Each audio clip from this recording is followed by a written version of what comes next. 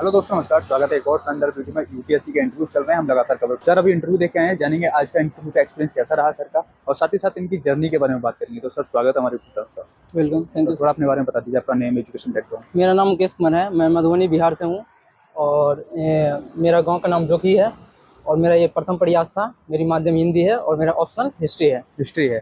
तो आज का एक्सपीरियंस कैसा रहा आपका? लोग आज का एक्सपीरियंस बहुत अच्छा रहा। मुझे तो पहले हेजिटेशन हो रही थी, जब मैं अंदर गया तो वो लोग कंफर्ट फील करा दिए, बहुत अच्छा लगा वहाँ पर। क्या सोच रहे थे जाने से पहले आप? जाने से पहले मुझे डर लग रही थी क्योंकि मेरा फर्स्ट अटेम्प्ट है और मुझे कुछ आइडिया नहीं था, लेकिन जब मैं अंदर गया तो उन्होंने मुझसे पूछा कि आप पानी लेंगे, तो मैंने कहा ठीक है सर। इसके बाद फिर उसने मुझे कंफर्ट करा दिया और मुझे अच्छा लगा। किस क्वेश्चन से आपकी शुरुआत हुई? मेरी क्वेश्चन की शुरुआत पहले मेरी इंट्रोडक्शन से हुई। मैंने अपना इंट्रोडक्शन दिया और इनके बाद वो आगे की क्वेश्चन पूछे मेरे से जेब से रिलेटेड। और जैसे मेरा हॉबी क्रिकेट था और मैंने इसमें बुक्स रीडिंग दिया हुआ था, एक म्यूजिक लिसनिंग दिया हुआ था, तो इन सब से वो क्वेश्चन किए। ओके, जैसे आपकी हॉबीज क्रिकेट थी, तो क्रिकेट से किस टाइप के क्वेश्चन पूछे गए?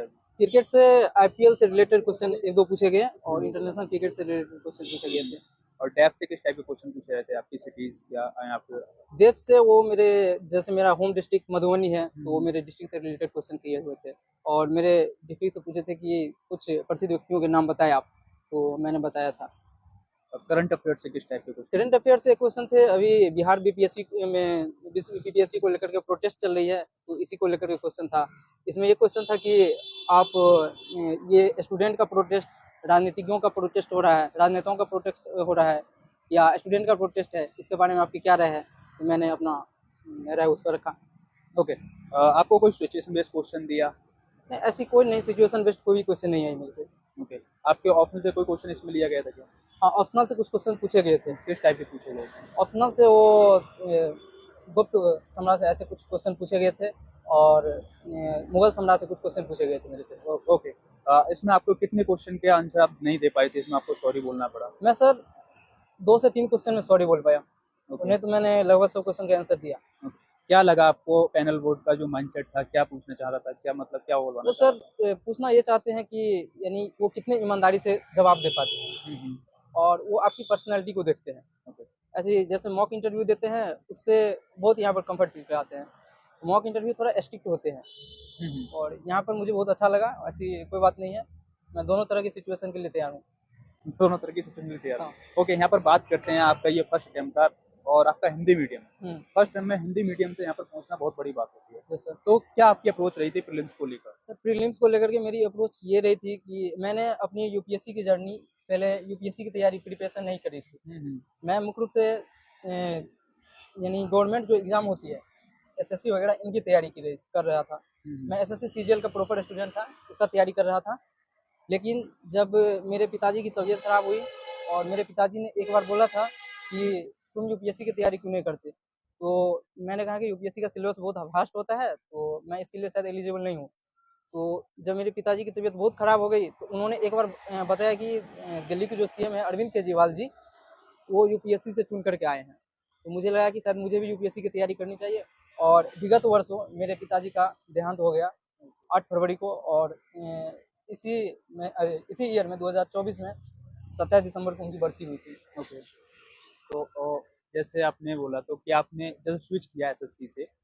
एसएससी से सर मैंने देखा कि यहाँ पर भी उतनी मेहनत करनी पड़ रही है और इधर भी हमको इतनी मेहनत करनी हो रही है और मेरा थोड़ा सोशल स्टडी को लेकर के थोड़ा रुझान ज़्यादा था, तो इसीलिए मैंने इसकी प्रिपरेशन चालू कर दी और मुझे बहुत अच्छा लग रहा था सोशल चीज़ों के बारे में जानने में। और मैंने मुख्य रूप से फॉलो की एनसीईआरटी और क्यूआईटी। ओके, और इसके लिए कुछ स्टैंडर्ड बुक्स मैंने फॉलो किए थे। स्टैंडर्ड बुक जैसे आप बता पाएं? लक्ष्मीकांत, नितिन सिंघानिया और सर इकोनॉमी के लिए मैंने मृणाल पटेल सर की वीडियो देखी थी, वीडियो लेक्चर देखी थी। ओके, इकोनॉमिक्स की। आपको यूपीएससी की प्रिपरेशन करते हुए कितना टाइम हो गया? मेरी यूपीएससी की प्रिपरेशन या इनकी जर्नी बहुत लंबी नहीं है, 17 से 18 महीने की है। 17 से 18 महीने? बस 17 से 18 महीने की है। आपका ऑप्शनल हिस्ट्री था? ऑप्शनल हिस्ट्री है सर। और आपने ऑप्शनल हिस्ट्री को कितने टाइम में तैयार किया, और जो बिगनर है वो कितने टाइम में स्टार्ट कर सकते हैं? बिगिनर के बारे में मुझे ये मैं बोल सकता हूँ कि यदि आप ऑप्शनल की तैयारी कर रहे हो तो ऑप्शनल और मेंस और प्रीलिम्स की तैयारी दोनों साथ साथ की जाए, ओके। बेटर रहेगा। और ऑप्शनल के लिए मैंने कुछ ज़्यादा नहीं, जो मेरी एनसीईआरटी थी, जो स्टैंडर्ड बुक थी, उनको मैंने फॉलो किया था बस वही। और जब कभी कभी समस्या होती थी तो मैं वीडियो लेक्चर देख लिया करता था यूट्यूब से और टेलीग्राम से। आपने कोई प्रॉपर कोचिंग ज्वाइन किया था क्या? मैंने कोई प्रॉपर कोचिंग ज्वाइन नहीं करी थी। आपने जब आप बोल रहे हैं एनसीईआरटी और आपने एडवांस बुक को चूज़ किया, हम्म। तो आपको कैसे लगा कि ये एनसीईआरटी और ये एडवांस बुक मेरे लिए बेनिफिशियल है? एनसीईआरटी का आपने चूज़ किया तो किस तरीके से किया? एनसीईआरटी को मैंने चूज किया 6 टू लेकर के 12 तक जितनी हम्म, भी बुक्स है मैंने उसको बहुत अच्छी तरह से पढ़ा। हम्म, और इनके बाद जो स्टैंडर्ड बुक्स होती है जैसे नितिन सिंघानिया, एम लक्ष्मीकांत, अर्जुन देव, स्पेक्ट्रम, इन सबको मैंने बहुत अच्छे तरह से पढ़ा। और मैं इनके रिलेटेड शॉर्ट नोट्स बना लिया करता था। हम्म। और जो कुछ भी दिक्कत होती थी मैं कभी कभी वीडियो लेक्चर्स देख लिया करता था। इन सब से रिगार्डिंग मैंने जैसे आपने हेल्प बोला लिया। आपने शॉर्ट नोट बनाते थे शॉर्ट हाँ। नोट, तो आप कैसे उसको डिज़ाइन करते थे शॉर्ट नोट के लिए ये फैक्ट शॉर्ट ये डाटा नोट्स ये मेरे लिए शॉर्ट इम्पोर्टेंट नोट्स है? सर मैं इस तरह से डिजाइन करता था कि जो मैं मुख्य रूप से प्रीवियस ईयर क्वेश्चन को फॉलो करता था। हुँ, जिस तरह से प्रीवियस ईयर क्वेश्चन आते थे उसी तरह से मैंने अपने शॉर्ट नोट्स को प्रिपेयर ओके। किया हुआ था। आपने पीवाईक्यू प्रीलिम्स के रिगार्डिंग या फिर मेंस के? प्रीलिम्स और मेंस दोनों के रिगार्डिंग मैंने पीवाईक्यू को फॉलो किया था। हुँ, हुँ। और जो बिगिनर है इस बार देने वाले हैं, मैं ये कहना चाहूँगा कि आप पीवाईक्यू जरूर देख करके जाएं। ओके। और पीवाईक्यू देखें और टेस्ट सीरीज लगाएं। इससे आपको बहुत ही ज़्यादा बेनिफिट अगर होगा। पीवाईक्यू लगाता है तो कितने ईयर ओल्ड लगाए? मैंने सर एक ली हुई थी एरिहंत की 30 ईयर की क्वेश्चन। हुँ, और हुँ। मैंने उसमें लगभग 10 से 12 ईयर की क्वेश्चन को मैंने फॉलो किया था। ओके। और उसमें 30 ईयर के पेपर 1 और पेपर 2 के दोनों आते हैं। सीसैट के भी आते हैं तो मुझे सीसैट के लिए ज़्यादा समस्या नहीं हुई क्योंकि मैं सीजीएल की प्रिपरेशन कर रहा था। तो हुँ। मैं तो रीजनिंग मेरा अच्छा ही था। ओके।